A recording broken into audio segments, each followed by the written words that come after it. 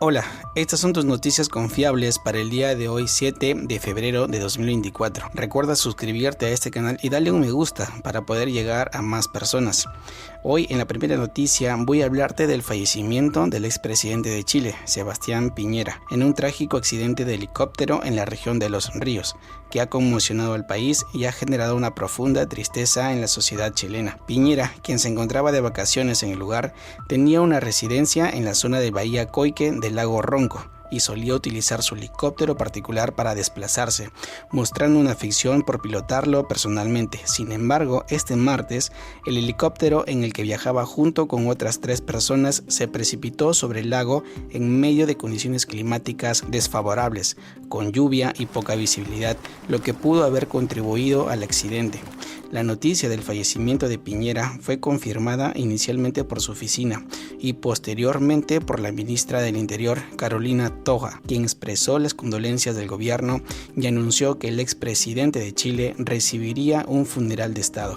Por esta tragedia, hacerle llegar nuestro abrazo solidario a la familia del expresidente, a todos sus cercanos, pero también a todas las chilenas y los chilenos. Además, se informó que en el helicóptero viajaban otras 3 personas supuestamente familiares de Piñera, quienes resultaron heridas en el accidente. La Fiscalía de Chile abrió una investigación sobre el accidente y se trasladó a la región para supervisar el trabajo de las autoridades, aunque aún se desconoce la causa exacta del siniestro. Sebastián Piñera fue una figura prominente en la política chilena, siendo el primer presidente de derecha después del retorno de la democracia en el país.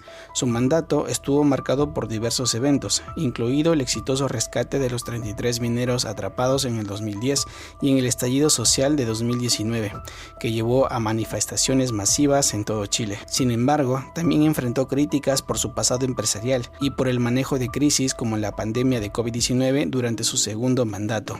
Antes de ingresar a la política, Piñera era un exitoso empresario con una fortuna que lo llevó a figurar en la lista de Forbes. A lo largo de su carrera política enfrentó desafíos y controversias, pero dejó un legado duradero en la política y la sociedad chilena. Su repentina muerte ha dejado un vacío en la escena política del país del sur y ha generado un sentido de pérdida en toda esta nación. Y en la siguiente noticia tengo que hablarte del presidente Nayib Bukele, quien ha logrado un aplastante triunfo en las elecciones presidenciales del país El Salvador, consolidando su poder total en el país centroamericano. Con un 70% de los votos escrutados, Bukele cuenta con un rotundo apoyo de más de 1.6 millones de votos, mientras que su más cercano rival, Manuel Flores, del FLMN, apenas alcanza los 139,000 votos, lo que demuestra una brecha abismal entre ambos candidatos. Desde que se dieron a conocer los primeros resultados, Bukele proclamó la victoria, afirmando que El Salvador había roto todos los récords históricos de democracia en el mundo, a pesar de las acusaciones de que su candidatura violaba la Constitución al prohibir la reelección presidencial.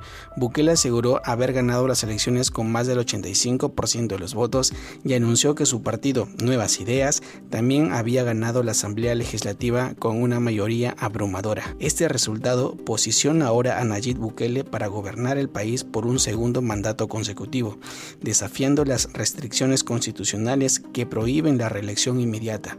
Sin embargo, una controvertida interpretación de la Constitución por parte de los jueces de la Sala de lo Constitucional, elegidos por la mayoría parlamentaria del partido de Bukele, permitió su candidatura. A nivel internacional, Nayib Bukele ha recibido felicitaciones de varios países, incluso antes de que se contaran los datos oficiales del escrutinio, lo que sugiere un respaldo significativo a su liderazgo. Sin embargo, la jornada electoral estuvo marcada por denuncias de fallas en el sistema de transmisión de resultados y por el retraso en la publicación de los primeros resultados oficiales.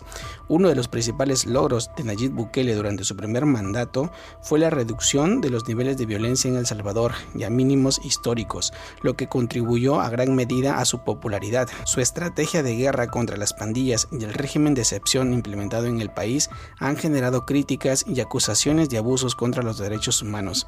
A pesar de estas controversias, Nayib Bukele sigue siendo el presidente más popular de América Latina, con índices de aprobación que alcanzan hasta el 90% según algunos estudios.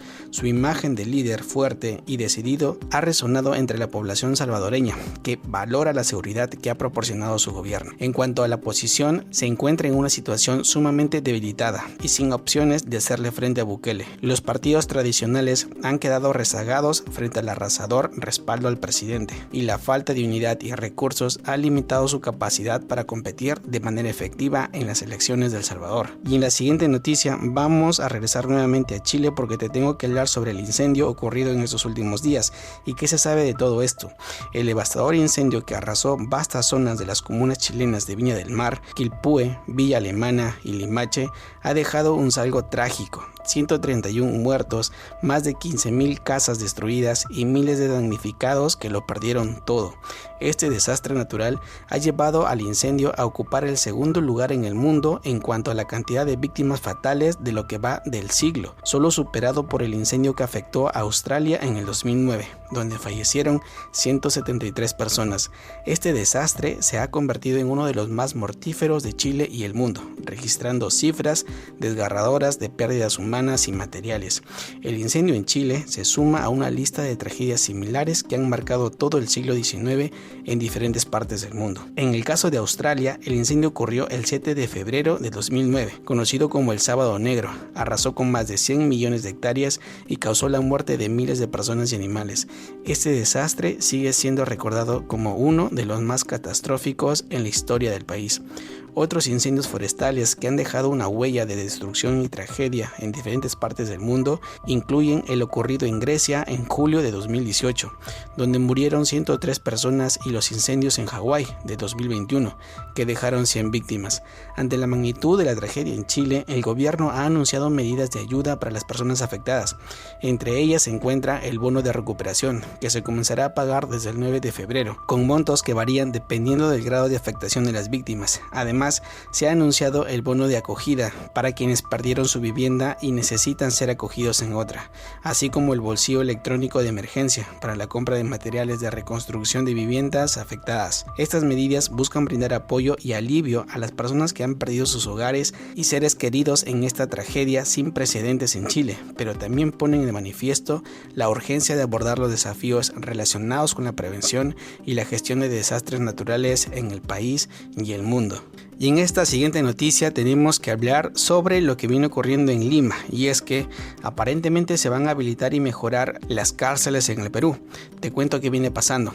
El exdirector ejecutivo del Instituto Nacional Penitenciario, el INPE, Germán Arana, se ha pronunciado sobre el proyecto de ley presentado por el congresista Alejandro Muñante, el cual busca la reconstrucción del penal El Frontón en el Callao y la ampliación del penal de máxima seguridad de Chayapalca, ubicado en Tacna. Este proyecto, respaldado por parlamentarios de Renovación Popular, tiene como objetivo albergar a delincuentes considerados de alta peligrosidad para la sociedad peruana. Germán Arana, en el programa de la rotativa del aire, edición noche de RPP, reconoció la relevancia de la iniciativa legislativa, especialmente considerando la sobrecarga que enfrentan los establecimientos penitenciarios en el país. Según datos del INPE, 49 de las 68 cárceles habilitadas están hacinadas, con más de 95,000 internos, cuando la capacidad es para 41,000, lo que implica un excedente de 54,000 internos. No obstante, Germán Arana señaló que si bien las cárceles en islas como el Frontón son más seguras y requieren menos custodia externa, también implica costos elevados en términos de transporte de personal, alimentación, energía eléctrica y suministros de agua. Destacó la necesidad de una determinación política del Estado para que pueda considerar estas cárceles como establecimientos de máxima seguridad, lo que requeriría personal capacitado y especializado. El ex jefe del INPE sugirió que en lugar de invertir en la reconstrucción del Frontón, sería más viable ampliar la capacidad de penales como Chayapalca y Cochamarca en el Cerro de Pasco, lo que podría ayudar a reducir los costos asociados. Hizo hincapié en la importancia de abordar la problemática carcelaria como una política de Estado, alejada de consideraciones políticas partidistas. ¿Tú qué es lo que opinas sobre esto? esto. Y en esta siguiente noticia, ¿hay posibilidad de poder trabajar 4 días a la semana en el Perú? Te cuento lo que viene pasando. El gobierno de Alemania ha decidido implementar un experimento de reducción de la semana laboral a 4 días en 45 empresas y durante 6 meses, con el objetivo de abordar la escasez de la mano de obra cualificada y aumentar la productividad. La iniciativa es dirigida por la consultora berlinesa Intrapreneur y 4-Day Quit Global. Se espera que esta medida no afecte el salario de los trabajadores y que contribuya a mejorar su felicidad y productividad en el trabajo. Este movimiento se suma a una tendencia global en la que varios países han experimentado con la reducción de la jornada laboral en busca de mejorar el bienestar y la salud mental de los empleados, así como la eficiencia en el trabajo. Sin embargo, en el caso de Perú existen desafíos a considerar antes de aplicar una medida similar. La abogada laborista Pamela Navarro destaca que la mayoría del empleo en el Perú es informal, lo que dificulta la implementación de medidas laborales formales como la reducción de la semana laboral. Además, se señala que la legislación laboral actual del país no está alineada con las prácticas laborales modernas, como el teletrabajo y la flexibilidad de horarios. Este especialista sugiere que antes de considerar una reducción de la jornada laboral en el Perú, sería necesario actualizar la normativa laboral para adaptarla a las realidades del mercado laboral actual peruano y priorizar la formalización del empleo. ¿Tú qué es lo que opinas? Y estas son las noticias que te vengo a presentar para el día de hoy, 7 de febrero de 2024. Recuerda que subimos un video al día. Te invito a que te suscribas a este canal y a darle un me gusta a este video si te pareció interesante. Eso es todo por hoy. Nos vemos y nos escuchamos el día de mañana.